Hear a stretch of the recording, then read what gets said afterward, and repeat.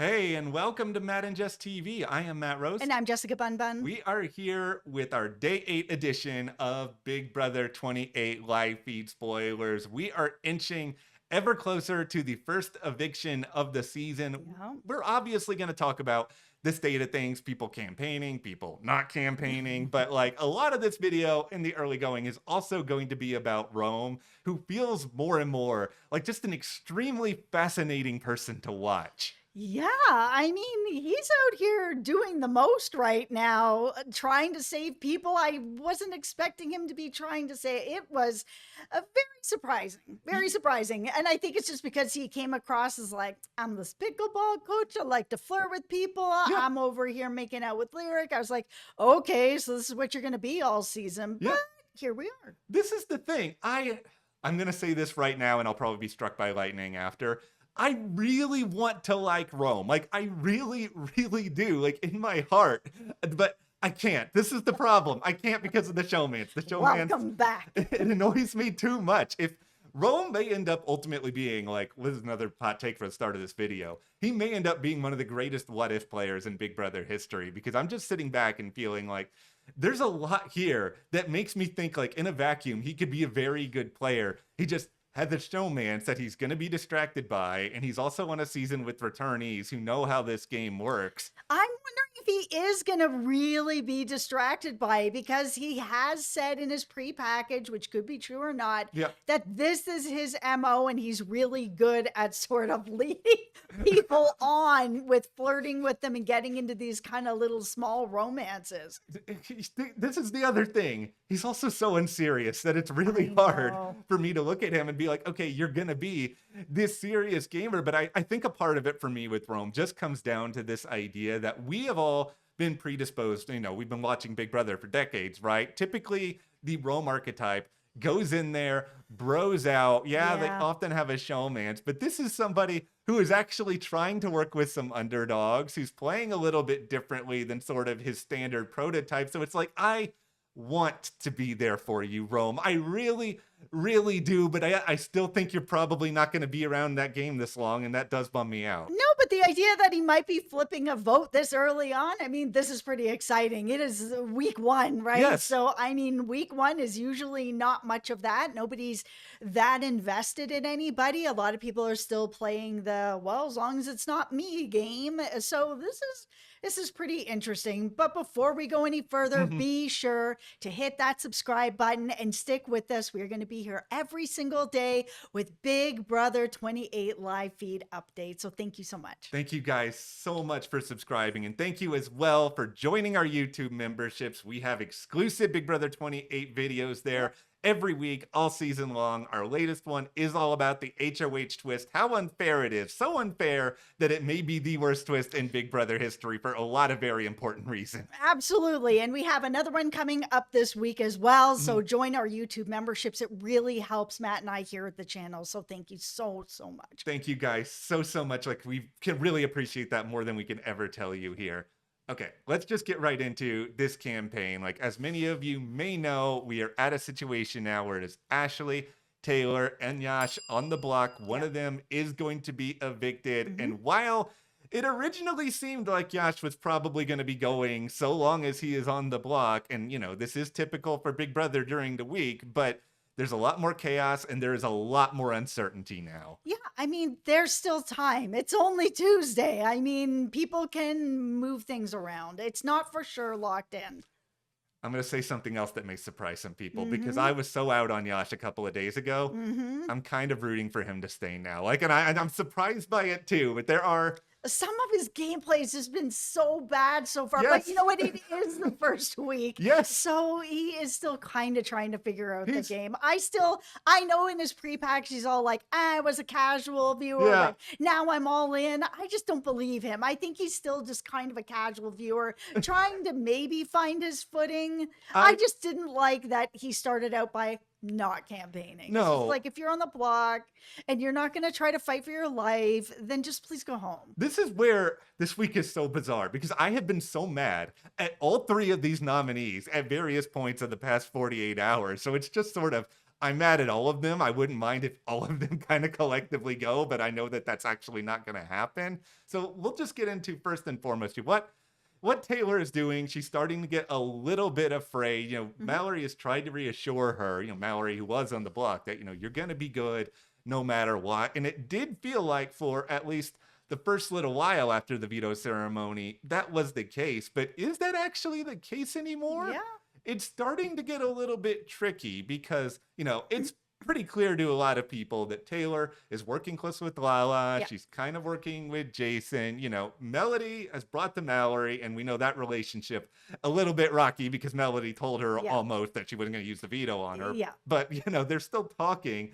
But she presented the idea of getting Taylor out if she is on the block, just because she's not somebody who's going to be a number one or number two to them. So why not go ahead and consider doing this if you feel like the other numbers are more workable in the immediate future? Or you could take some time to get to know Taylor. It's Yes. been like a minute that you guys have been in the house. Yeah. Could she not be a number? That's the thing. And I don't think Taylor is unreasonable as an ally by any means. Like, No. there's only two things about Taylor that are bothering me right now. And I mean, granted, one of them is bothering me a lot. But first and foremost, it is just that one of Taylor's big campaigns right now is just hoping that Dee campaigns for her, which I just really want to listen. I would want Dee to campaign for me no. too. Dee is very charismatic. People do listen to her, but you also kind of need to try a little bit. And I know Dee has tried to give you assurances, but Dee can change her mind. It's just the same. You don't go to the person that's got you on the block and be like, can you campaign for me? It's just Yeah. not the way to go about it. Taylor's also delusional. Like, she told Barrett that,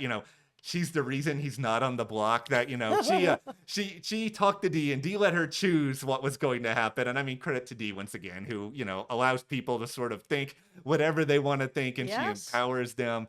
But here's the real thing, Taylor. You were talking today like you don't care if you win the game. And if you don't care if you win the game, and like that's not what you're here for, you can go right now. Like, you can walk out the door, see you later. I wanted to root for you, but it's just like that's not the mentality I want from my Big Brother players week one. Absolutely. I am not interested in people that are not there to win the game. Yeah, I'm very, very frustrated about that. I understand as well. People say things in the heat of the moment. Of course. It's an emotional week. Taylor's been a have-not. Like, she's had a lot going on. Yeah, Maybe she has. she will correct it. I'm going to try to give her a little bit of grace, but that did really annoy me. And speaking of things that are annoying, Ashley, I'm just going to say it now, and I hope I'm wrong and you change my mind. You're a flop. I'm sorry. I wanted to believe in you. I thought you had a great personality, but you were flopping around. No, I agree. She's a total flop. I was kind of lukewarm on her. I like the whole like Ashley Barrett thing. We've talked about that ad nauseum about, the whole boys meme and all that. But like, she just has not brought it for me. She really hasn't. No, and I'd be fine if she went. I thought she was going to be entertaining, and yeah, she is moderately entertaining. But you know what you also need to do? Play Big Brother. Like, go out there, present cases for people to want to keep you. It's only a couple days now. I know it feels a lot like, she was told she was going in the block. No problem. Yeah. It feels very much like nothing's a problem. It's A-okay. No worries. I'm like, I get it. Yeah. You want to take it as well as you can. Yes. That you are going up on the block and you don't want to paint a bigger target on you, but you still have to act like you want to be there. Yes, and I think a big part of acting like you want to be there is making people feel like you will have their back moving forward, like Yes. giving them reassurances. And like, that's why if Ashley gets evicted this week, and I think it's all kind of up in the air right now, where it really could go either way depending on conversations the next couple of days, but Ashley may be evicted this week, and it's because she has not built any trust. She has not built any capital with anyone, where if it comes down to just the consensus idea of, okay, who can we get rid of that nobody's going to be that mad about? Like, it could be Ashley, and then everybody just moves forward, and it's all her fault. Ashley, you should have just gotten into that showmance with Barrett, and now he is flirting his way with Dee and has forgotten all about you. Wah, wah, wah. Okay, Yash, let's go back to what you said earlier. Is Yash a bad Big Brother player? The answer, absolutely. He is terrible. But you know who was also terrible at Big Brother, who stayed a long time? Keanu. And you know what I appreciate? As long as you're trying, I can't be that mad at you. Absolutely. But it took him a while Yes. to get to the point that he was trying. And Yes. that's why I was so out on him, because he just wasn't doing anything. Yes. And it felt like he just didn't want to be there. I don't know if it's just that him being on the block past the veto ceremony, him actually looking at the writing on the wall, Yeah. him like believing his own lies about, oh, they're going to get rid of a guy to reduce the number of I don't know if a delusion has led him to this point, where it may very well have, but he has actually tried over the past 24 hours. He has had Welcome to the game. Yeah. Yes, he has had a lot of conversations with people that you would not even expect. Like he's gone to Angela, like he's tried to talk to good. Angela about working together. She has tried to talk about maybe she's going to adopt him if he stays this week, that they can kind of work under the radar a little bit. It's just like, Yash, I'm not saying you have a good social game, but like a social game is better than no social game. You at least are presenting options to people. And I think players like having options where they can sort of see a path where they work with you, or you win HOH, and maybe you're going to keep them safe. This is the thing about being on the block in the first week and Yes. actually starting to go to talk to people you wouldn't normally have any relationships with. Yes. If he stays, this can be capital that will work later in the game, where it won't be he's on the block, he goes to Angela, and Angela's like, you've never spoken to me about game until what, day 70? Like, Yeah. I don't know you. But that's not what he's doing. No. Now, at this point, if he's on the block later on, he can go back to Angela and she can be like, okay, we have spoken game before, so I'll hear you out. Yeah, the biggest thing that Yash has going for him, because, not great at Big Brother, as we've set up here, is Rome. If you have Rome in your corner, it goes a long way, because Rome's not perfect as a Big Brother player. Like, let's make that clear. He's got some major blind spots. We'll get more into those, but I think he's very charismatic. Yeah. Like, he is athletic, but he's also sensitive. Like, he does hear people out. I don't think it hurts that he's a good-looking guy who looks like Pedro Pascal. Like, he's got people want How to be. dare Listen, you? he thinks How dare it you? might be the mustache. I don't know why. I just look at him and I kind of see Pedro. Pedro is a 10 out of 10. No way is Rome a 10 out of 10. See yourself out. I'm just counting all of the different fan groups who are already hating me in the comments for this video. The Pedro fans are definitely one. But listen, I'm not saying that Rome is like not an attractive guy, but he is not Pedro Okay. Pascal. How dare you? Nobody's Pedro Pascal, but he just has, I think, this natural charm where he is a good talker and he brings people in. And obviously, he's got that showmance with Lyric, but there are appendages that come in some ways with that, because Lyric has been close at times with Mallory. Lyric has been close at times with Melody. Rome has been talking to some people. He moves around the house, but because Yash has talked to Rome and at times not been forthcoming about everything. Like, he acted at one point, he had the votes to stay versus Ashley, which I didn't believe at the time. But in the time since, Rome has kind of come to understand, if Yash is around, like, maybe he is a shield that I can use. Maybe he is somebody who is going to do more for my game. So I'm going to try to get some numbers together and I'm going to try to form some packs so that, like, okay, maybe I can do this. And at various points over the past 24 hours,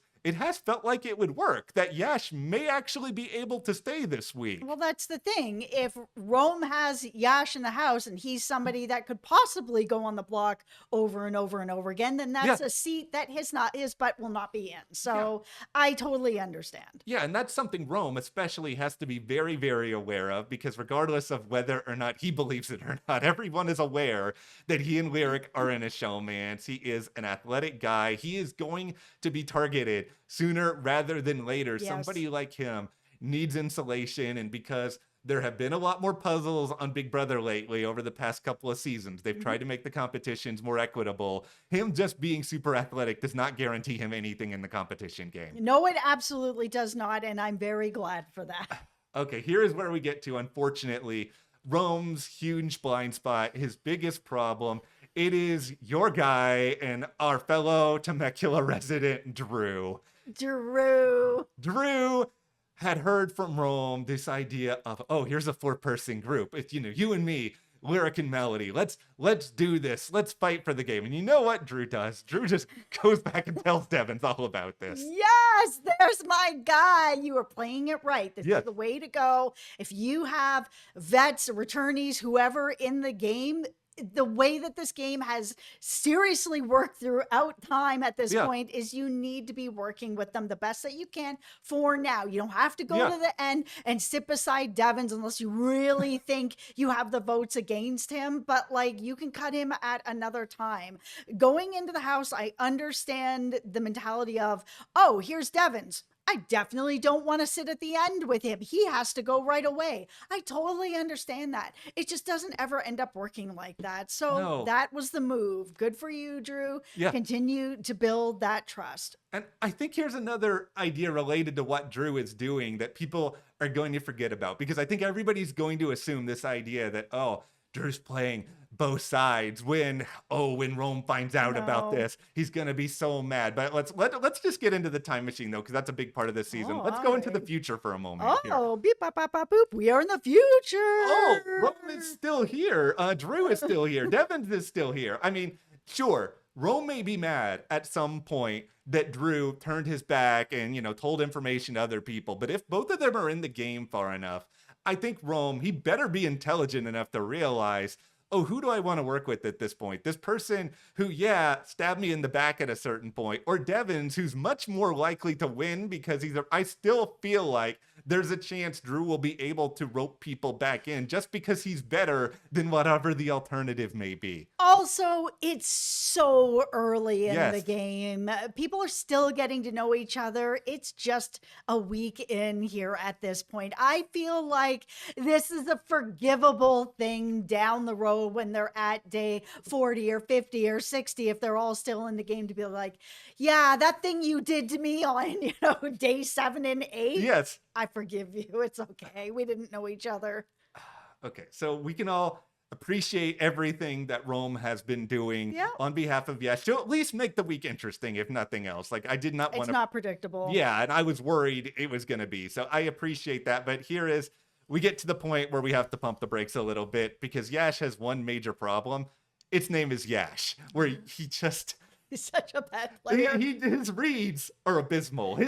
Oh, boy. I think he called up Keanu before the game and was just like, "Can you tell me how to not play Big Brother because I Yep. want to try to do that?" And I loved Keanu, great TV, but yeah, he was awful at reading things. Because over the past 24 hours, Yash has, he has talked about how Dee and Devins, they are 100% with the Kamu group, which we know they're using them. Like, he's Yeah. not completely off base, but he has been snowed by what Dee and Devins have done effectively. Here is the part, though, that I cannot defend by any measure. Going to Barrett and saying that because, Dee put him on the block, that, if Yash wins HOH, he's going to go ahead and put Dee on the block. Barrett has been very publicly cuddling with Dee and putting his arms around. Just read the freaking room. Yeah, this is not something you tell him. It's also just if you are on the block and D has put you on the block Yes. until you're off the block and you are past this eviction, don't say this. You can say this on Thursday night if you're still in a house. This is not the time. It is not the time. There are different ways to explain who you would want to go after and why if people are really, really asking you those questions. But you also have to be careful of bringing up too much information in advance or just telling the wrong person the wrong thing. And that's 100% what this is. Yeah, you definitely don't want to be there being like, oh, if I stay, I'm going to go after D because she put me on the block. Like, D still, she may not be able to vote, but she can still rally people together. People who are like, we don't really want to upset the first HOH here, so Yeah. we're just going to vote you out. And I think Dee is still going to have a major role to play in everything that happens because things are so in flux at this point. They I are. do think there is a situation here where whoever ends up going may just be the person Dee decides on. And initially, that person was Yash. So maybe it will still be him Yeah. once we get to Wednesday night and all the waffling and all that stuff actually comes to an end. Mhm.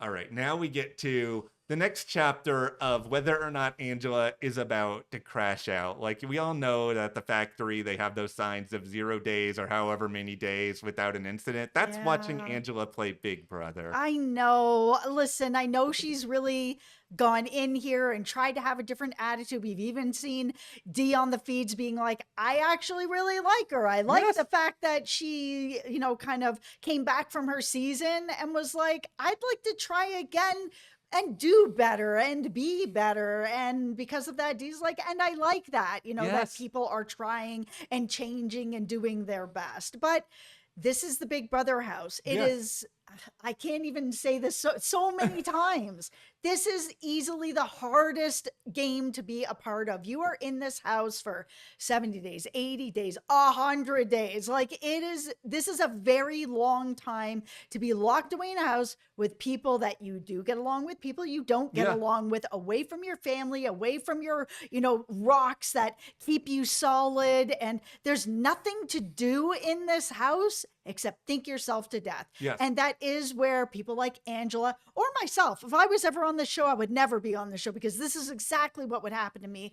I would just be thinking myself to death. There's nothing to distract me in there. Yeah, and that is the ultimate Achilles heel of Angela's game. She thinks herself to death. Like, she gets really, really paranoid. Sometimes her reads are right. Sometimes her reads are wrong. But it's just, I think a lot of the time she takes things personally, and she also just gets it in her head. I don't care for this person. I automatically need to confront this person. Like, for now, it's so ironic that Mr. Crazy Survivor player Rick Devens is like the emotional sounding board for her, and he is the one who has to keep it together. He has tried to reassure her last night, today, because she's been very upset about Jason. We talked about this in yesterday's update, that she has been told by Drew that he's fake crying. He's pretending to be emotional. She's having a hard time with that. She doesn't like Haley. I think she wants to crash out on Haley so bad. She almost did yesterday. She was just like, who are you working with, Haley? Who are you working with? Tell me right now. Yeah, I mean, oh, Haley. Yeah, it's just that she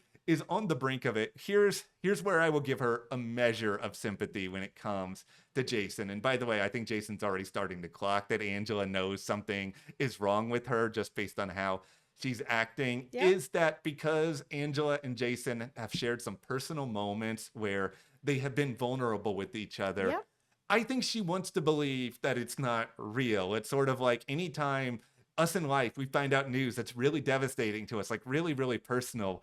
It's so easy to blame the messenger or blame somebody else. Be like, no, that can't be true. You're lying to me. And I think that's kind of what's getting in her head when it comes to Jason. It's Melanie and Sincere. Yes. Where you've got Melanie really wants to believe on Love Island and Sincere is actually sincere with her, but no. And it just keeps hurting and hurting, and you just keep coming back to the well, even though the well is dry. And this is why Devens also has to keep reassuring her on Drew, that Drew is not out to get her, that Drew is telling her. He's not, Angela. I think she just wants to believe he is because, number one, she had the personal moments with Jason. She wants to believe in Jason, and I think it's very easy to stereotype a guy like Drew who has, he has this youthful Gen Z energy. He's very outspoken. And I think it's easy to be like, okay, this guy's telling me a bunch of lies. Like, even Dee has started the spiral a little bit. And like Devens has had to reassure her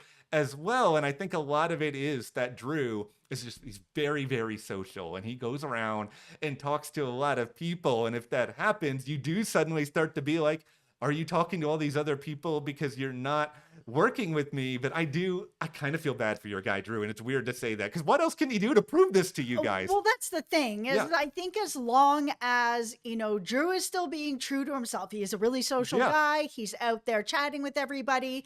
As long as he continues to do what he does, which is get information, bring it back to the group. It's just he needs to start doing that with not just Devens. Like, he's already proven to Devens that he is there with him. He's bringing him information. Great.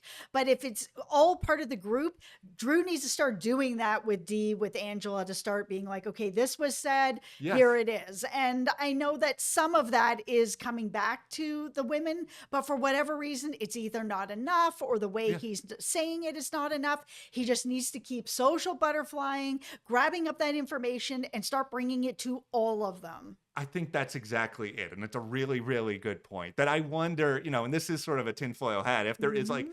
a little bit of unconscious jealousy going on here, that it feels like Drew is closer to Devins. And it's just like, Yeah, and it yeah, may be very obvious to them where they're like, okay, this could end up being the two of them. And yeah, Devins, of course, is going to take Drew over Dee, who's one survivor. yeah, And I think them starting to feel like that's early, though, yeah. that Drew could be the choice for Devins over one of them because he's easier to beat. And that's what makes this 5-person Maybe. group like so fascinating and fun. Like I love all these 5 players, Barrett included in this mix, but we want to see uneven games. We want to see alliances go up against each other. Like watching 5 people run the entire game, that's boring. And there are Yes. obviously some cracks in this group. Like they may be subtle. They're not going to break the game right now, but they are still cracks in some way. Yep. Okay, this is where we can both point out both the good and bad about Angela's game at the first time, because it's like, this is why Angela's not a terrible player, because she has figured out that Rome's controlling a lot of the house. And I think Hmm. her reads on Rome are even better than most other players. Like her problem is she comes up with a good read and then she follows it up with something that she has completely made up. And that includes the gym. It's a big meeting room. Everybody goes in the gym. All this stuff is happening. Yeah. People are talking in the gym. We've watched a lot of feeds that are in the gym to see, what people are Yes. doing in the gym? They're working out. And I know that, not all of us want to be in the gym all the time, but that's a big part of what's actually happening there.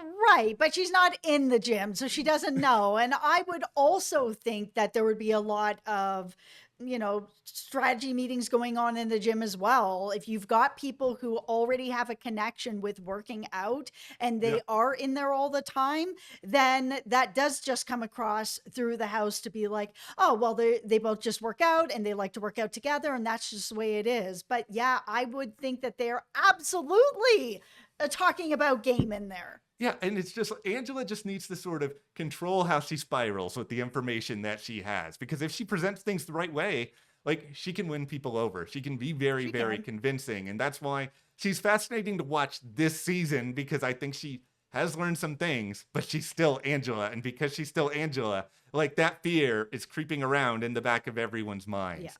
Okay, well, let's just continue now and do some follow-ups on some things over the past couple of days. Because Jason, I think, has decided, I feel like something is wrong. I feel like Angela's acting. People are. I got to get in front of something. Yeah. So Jason has gone to D and was sort of like, you know what? At the start of the season, I was kind of like, we need to take all the icons out. And I think he's conveniently probably leaving out the way that he still feels this way. I'm really mad at the Feedmasters, by the way, because this conversation started and then they cut away from it. We didn't get to see the end of it. Yeah, I mean, at this point, he kind of has to take some responsibility for that Yeah. because this is not like actually information that has stayed secret. He really does have to get a handle on it before whoever's the next HOH. Yeah, and like it's important to sort of figure out where everybody stands, who they want to go after, and like Right. if Dee doesn't trust Jason, which she probably doesn't moving forward, she probably at least wants to know like who are some other people he would go after, like who are some people that Yes. might not be at the top of his target list, but because you can figure out a lot of who someone is really working with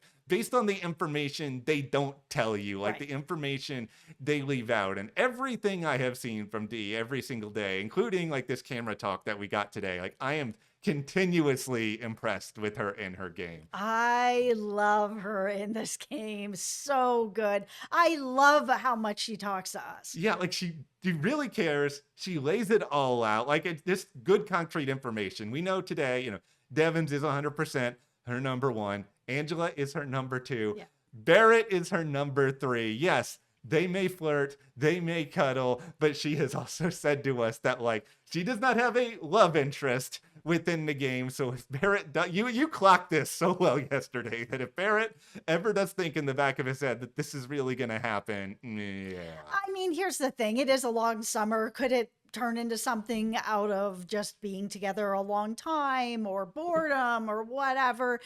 Sure, it could turn into something. But Dee is really good at keeping her game first and keeping flirting second. Yeah, I think she knows what she's really good at in these sort of games. I Yeah. think she knows that she has to surround herself with a lot of really big players, but also people who could be targets. And like she continues to work with Devons on her ideas of, okay, let's try to pit other people against each other. Let's try to cause a little Yep. chaos, try to make sure nothing comes back on us. They know that they're big targets. Other people are going to figure that out. So like moving forward, that has to be their game plan. Stick together, but also make other people feel like we're with them so that they continue to go after one another instead of them. Yep. All right, before we wrap things up here, this is the sad thing is that, you know, your beloved Drew is a Mhm. main character this season. And it feels like, you know, my girl Melody coming into the season has fallen completely off the I know. wayside. She's not a great player, but I will say that